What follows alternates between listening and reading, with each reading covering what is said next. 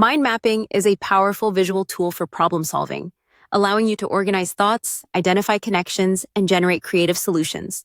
To begin, write your central problem or question in the center of a blank page or digital canvas.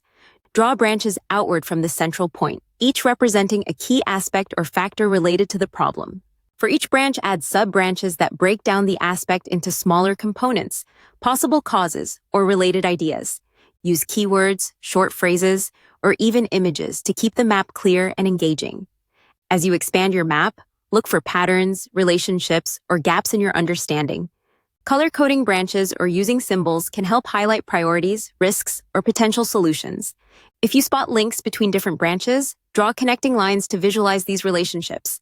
This process not only clarifies complex problems, but also encourages lateral thinking, helping you uncover new perspectives. Once your mind map feels complete, review it to identify actionable steps or promising solutions. Prioritize these actions and consider how they interconnect. By visually mapping out the problem and its components, you can approach challenges more systematically and creatively, making it easier to develop effective solutions.